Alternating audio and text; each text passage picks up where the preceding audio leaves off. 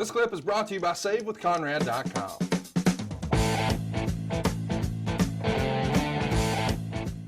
At No Way Out, the next month, Eddie Guerrero would team up with his longtime friend and sometimes rival, Rey Mysterio, and defeat the Basham brothers to win what would actually be Eddie's last title in the company, WWE's Tag Team Championship. It's their fourth time as champion. It's Rey's third time as tag champion. And many expect the new champions to defend their title at WrestleMania 21. But after encouragement from Chavo, Guerrero challenges Mysterio to a one-on-one match instead so they could bring the house down. And the two wrestle at WrestleMania, and Mysterio gets the win. Although visibly frustrated, Guerrero congratulates his partner. And this is all part of a long-term story here with Eddie and Rey. Did you already have the end in mind when you built towards WrestleMania, or did that just happen along the way? Kind of happened along the way. You know, as you get into it, the next thing was the family being involved and that next level. But at this point, it was like, hey, we can get 3 out of this. The WrestleMania Goes to Hollywood event that year saw a bunch of spoofs of blockbuster movies, and one of them was Pulp Fiction, where we had Eddie Guerrero and Booker T playing the roles of John Travolta and Samuel L. Jackson's characters. Were you involved in any of those shoots, or did you guys use an outside production staff for that?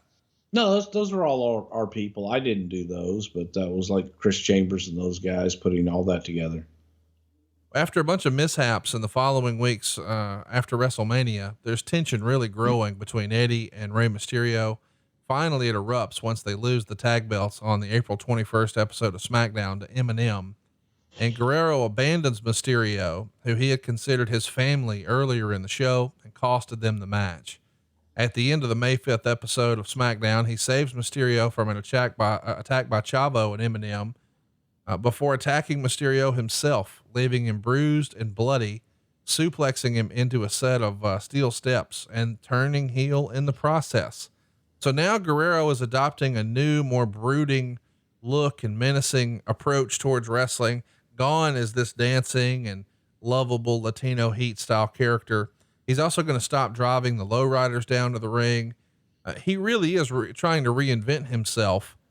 This is his really last attempt at being a heel, I guess, because every other time you've tried it, it just didn't work.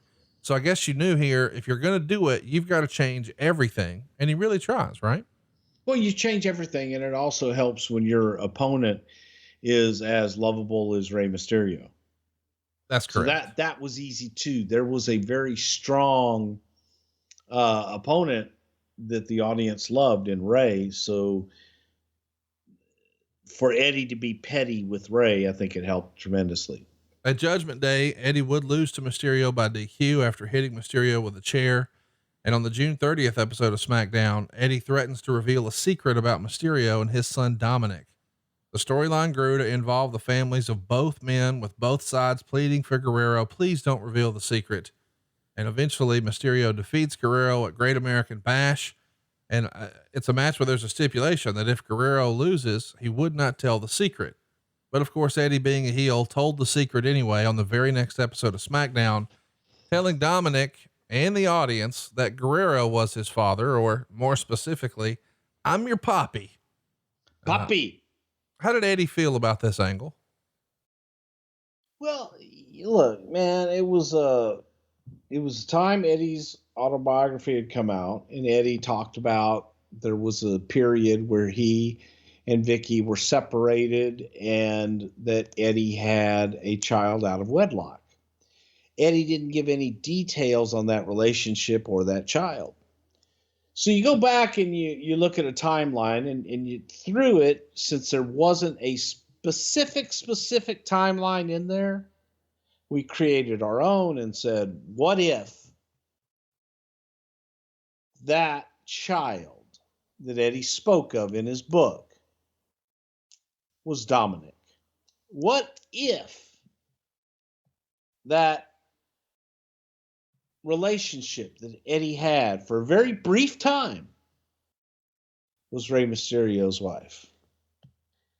And what if Eddie just went ahead and because again, Eddie didn't talk about the child that much in the book, other than it was there, and people would ask questions.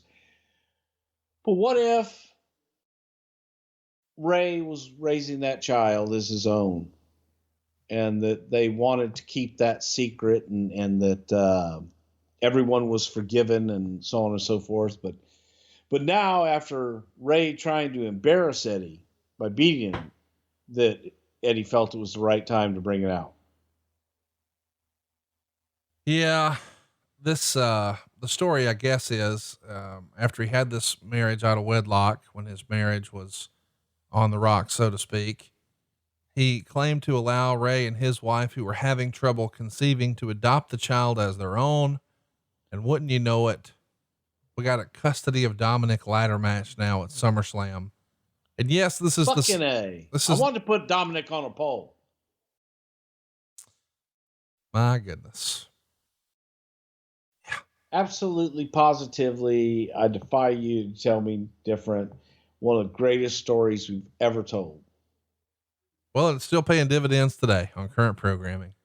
By the way, go out of your way to watch that SummerSlam or listen to that SummerSlam episode. We did a whole episode on it. There's some fun moments in the match. I guess we should mention that, Eddie finishes up the program with Mysterio, and he's declared Dominik's Poppy. And then, Eddie wins the cage match on the debut of Friday Night SmackDown. And Eddie's got a new version of his theme song that night too, titled Crackin' or Gangsta Lean. Basically it's the same song, but without the lie, cheat, and steal lyrics. They've been replaced by rap lyrics.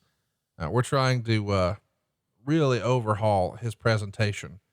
The following week, Teddy Long and Palmer Cannon, who are the network executives, announced a new #1 contender for Batista's World Championship.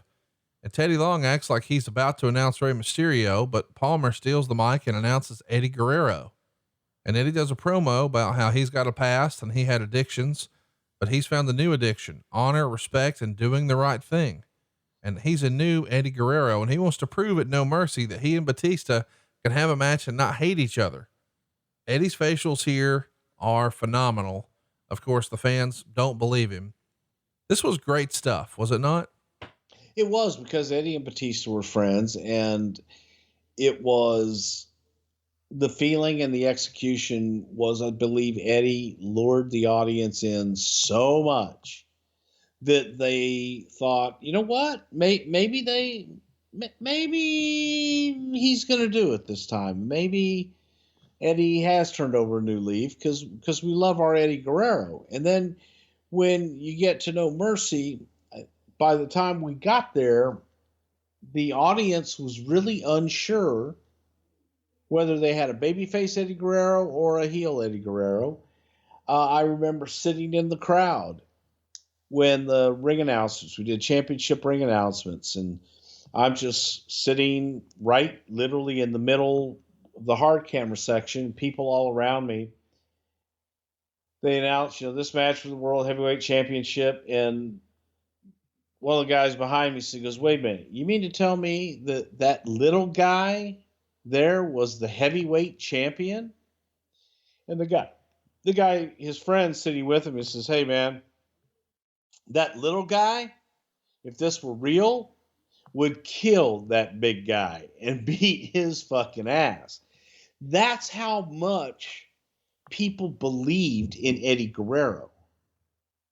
If you knew him and his personality and you were invested in the character, he was 20 feet tall, 400 pounds. Hey, it's Conrad Thompson. Thanks for checking out the podcast here on YouTube. Be sure to hit the subscribe button and the notifications bell so you get a notice anytime we upload some new content. And go save yourself some money right now. If you're in a 30-year loan or you have credit card debt, it's not a matter of if I can save you money. It's a matter of how much. Find out right now for free at SaveWithConrad.com.